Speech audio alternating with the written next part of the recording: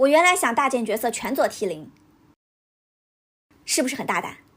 大件角色全做 T0， 就这个深渊，就完全是瞎鸡巴打一次满刑。我最早请角色的时候，跟所有角色说的都是大件 T0。哇，所有角色，你问问迪鲁克啊、尤拉，他们所有人很兴奋，伊豆很兴奋，大件 T0， 一直说的都是大件 T0， 我们一直在做大件 T0 的准备。所以当时跟角色说的时候，我只要你们20天，或者只要你们25天，2周到3周。他们说为什么？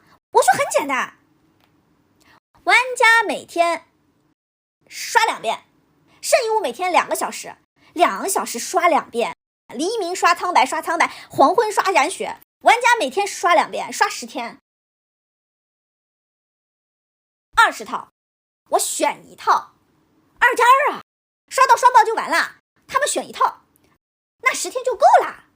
然后前边的10天刷本，圣遗物，严格的刷无伤杯。我说只要你们20天，咱就伤害突破100万。哇，所有角色觉得太厉害了，就挑战性太大了，一点都不能歪啊。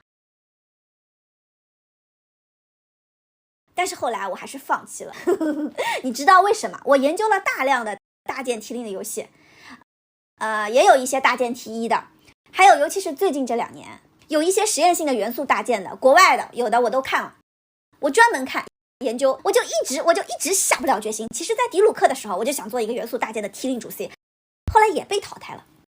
你知道最大问题是什么？当然这是一个专业问题啊，简单的说，最大的问题就是攻速，就是攻速。因为一个大件角色啊，攻速没有办法。对于一个高伤害的，对于一个高削弱的一个高倍率的一个 T0 主 C 来说，那么紧张的一个输出，攻速达不到。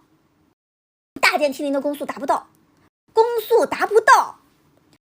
为你不能动作是这样子，不可能。你从这里到这里中间这1秒钟就卡了。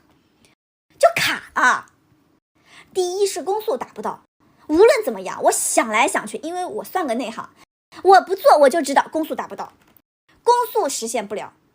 第二个 ，UP 池的流水会损失1半以上，一个复刻的流水会损失1半以上。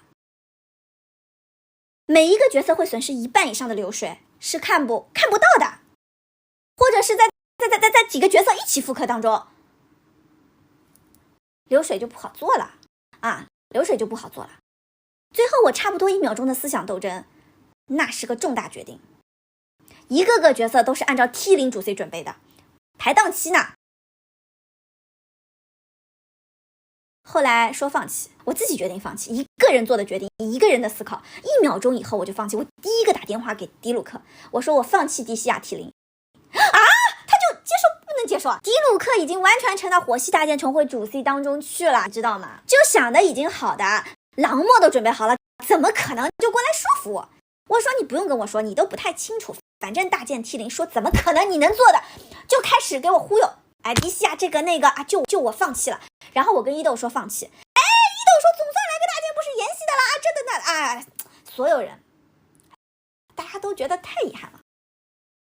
然后我跟尤拉说最有意思，跟尤拉说不复刻池子了，哎呀，就觉着好像就没劲了，你知道了跟玩家说不能大剑 T0， 哎呀，好像就不想玩了一样开玩笑，就所有人都沮丧而失落我看到大家的反应，我也很难过很难过。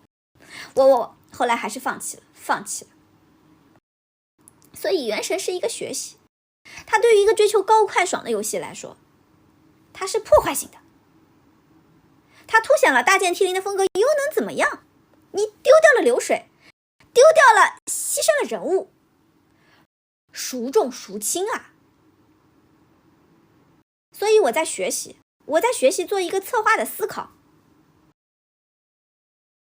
这就是我的遗憾，但也许是我的一个清醒，我的学习的心得。